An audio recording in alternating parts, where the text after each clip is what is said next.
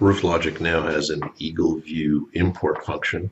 So to show you how this works, we have a facility, we're on our site plan, and I'm going to go File, Import Eagleview XML Drawing, and I'll pick the one that I want. I'm going to click Open, and then the process begins. So that's the Eagleview drawing. It's got a bunch of stuff it has to do. That's why you see this status bar here, and in a second it will be done and we can have a look at it.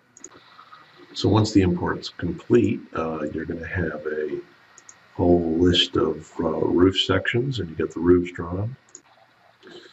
And if we have a look here, we've got our roof list here, and we've got our takeoff record here. Go to the takeoff record. So one of the things you need to be aware that Eagleview does is they'll identify the roof outline, and you can see here it is on the screen. And what they'll also do is they attempt to identify other things like eave, parapet, a generic sort of item called flashing. And when you look at any one of these items, for example, I'm going to close this. And if we go to the layers, the Eagleview import is on the structures layer, so it's not on your zero layer. But if we look at, for example, this roof outline here, and we select the wall down at the bottom left, the Eagleview is showing that that's a parapet. And when you open this up, they don't have a parapet height or width. I guess they can't determine that. They just know that it's a parapet. So it would be up to you to then go determine the height and the width.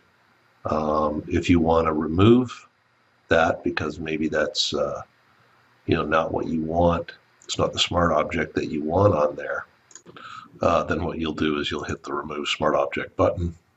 You got a chance to undo it if you need to, but if you do that now, you can name the wall accordingly to what it is. And these little boxes that you see on here, if we look and zoom in closer here, you're going to see that Eagleview in the bottom left here calls those roof openings. And one of the things they do is they assume that you want all these openings deducted from the roof, which probably isn't the case. So what you got to be careful of is know that those are openings, and you may want to delete some of those because you don't want the area deducted from the roof. So we can just go ahead and do that. So there's a little bit of cleanup that you're going to do on an Eagleview drawing, but as you can imagine, with a facility like this, if you can pay them their fee and have them produce that for you instead of you doing it, or even worse, you doing it with a tape measure on site, it's obviously a tremendous advantage. Now, if you're happy with the drawing and you want to move it to your zero layer, which is what we recommend, what you're going to do is you're going to select the entire drawing, and you'll go up to the menu and you're going to go Edit, and you're going to go Move to Layer. And Move to Layer, you switch that to the zero layer, and that takes a second to process.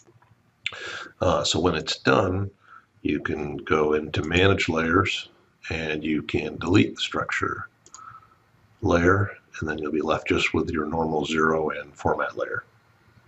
And that's the Eagleview import.